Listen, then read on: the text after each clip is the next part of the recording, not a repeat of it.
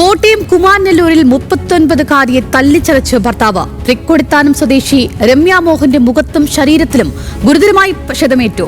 Kottayam west police കേസെടുത്തോടെ ഭർത്താവ് ജയൻ ശ്രീധരൻ ഒളിവിൽ പോയി. ഭാര്യയും മക്കളും സ്വത്ത് തട്ടിയെടുക്കുമെന്നാരോപിച്ചാണ് മർദ്ദനമെന്ന് രമ്യ ന്യൂസ് മലയാളത്തോട് പറഞ്ഞു.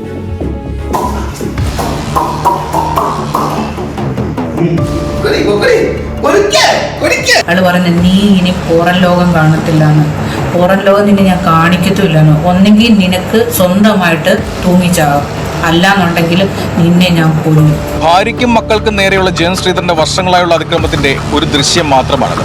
കഴിഞ്ഞ ശനിയാഴ്ച രമ്യ മോഹൻ നേരിട്ട ക്രൂരമർദ്ദനത്തിന്റെ വ്യാപ്തി ഈ ചിത്രങ്ങളിൽ കാണാം.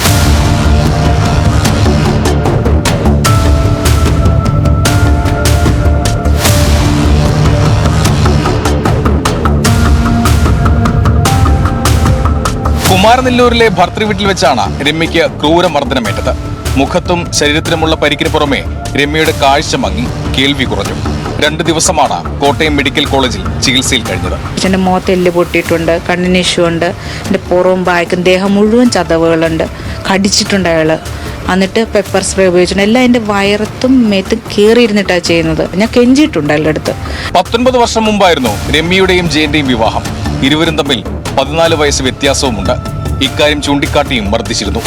14 വർഷം ഖത്തറിൽ കുടുംബസമേതം ജോലി ചെയ്യുന്നതിനിടയിലും പീഡനമേൽക്കേണ്ടി വന്നിട്ടുണ്ട്. 3 മക്കളെയും ഉപദ്രവിച്ചിട്ടുണ്ട്. പരാതി നൽകാൻ ഒരുങ്ങിയപ്പോഴെല്ലാം ഭർത്താവ് ഒത്തുതീർപ്പുമായെത്തി. പോലീസ് ഇടപെട്ടപ്പോഴും ഇനി ഉപദ്രവിക്കില്ലെന്നായിരുന്നു ജയന്റെ ഉറപ്പ്. അയാൾ പറയുന്നത്, ഞാൻ ഇതുവരെയുള്ള എല്ലാ കേസുകളും ഇപ്രാവശ്യം അയാൾ കാണിച്ചതും ഡ്രസ്സ് ഊരിയിട്ടിട്ട് അയാൾ ഉപദ്രവിക്കുന്നത്, ഇതെല്ലാം അയാൾ വീഡിയോ ആക്കി വെക്കും. ഇനി അല്ലാത്ത കാലത്തും അയാൾ അത് തന്നെ വീഡിയോ എടുത്ത് വെച്ചേക്കുക.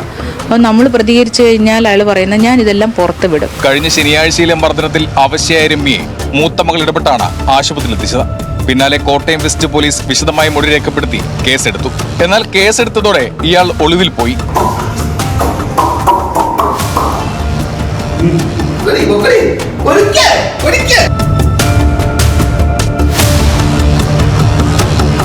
മെഡിക്കൽ കോളേജിലെ ചികിത്സയ്ക്ക് ശേഷം തൃക്കൊടിത്താനത്തെ വീട്ടിൽ വിശ്രമിക്കുന്ന രമ്യയുടെ ആരോഗ്യനില മെച്ചപ്പെട്ടു വരികയാണ്.